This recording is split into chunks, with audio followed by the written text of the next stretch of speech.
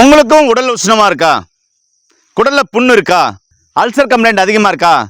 பித்தம் அதிகமாகி உடல் உஷ்ணமா இருந்து கண்ணு மூக்கு வாயெல்லாம் எரியுதா?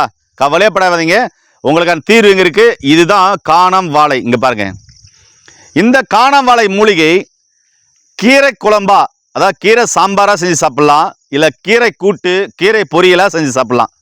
நம்முடைய முன்னோர்கள் பார்த்தீங்கன்னா வாரத்துக்கு 3 முறை 4 முறை இப்படிப்பட்ட கம்ப்ளைண்ட் உள்ளவங்களுக்கு இதை சமைச்சு கொடுத்தாங்க. அதனால தான் அவங்க ஆரோக்கியமாக இருந்தாங்க. இந்த கீரையை வாரத்துக்கு 3 முறை 4 முறை சமைச்சு சாப்பிட்டு வந்தீங்கன்னா, நான் சொன்ன மாதிரி அல்சர் சம்மந்தமான பிரச்சனை இருந்தாலும் சரி, உடல் உஷ்ணமான சம்மந்தமான பிரச்சனை இருந்தாலும் சரி, அதே மாதிரி பித்தம் சம்மந்தமான பிரச்சனை இருந்தாலும் சரி சரியாகுங்க. இதை நார்மலாக கீரை குழம்பு எப்படி செய்யுங்களோ அதே மாதிரி செஞ்சு சாப்பிடலாம். இதை பச்சையாகவும் சாப்பிடலாம். இதை சாப்பிட்டு வாங்க, அல்சர் சரியாகும், உடல் உஷ்ணம் சரியாகும், பித்தம் சம்மந்தமான பிரச்சனைகள் சரியாகும். சாப்பிட்டு தான் பாருங்களேன், ஆச்சரியப்பட்டு போவீங்க. உங்களுக்கான தீர்வு சொல்லியிருக்கேன். சாப்பிட்டு நோய் நொடி இல்லாமல் ஆரோக்கியமாக இருங்க. நன்றி.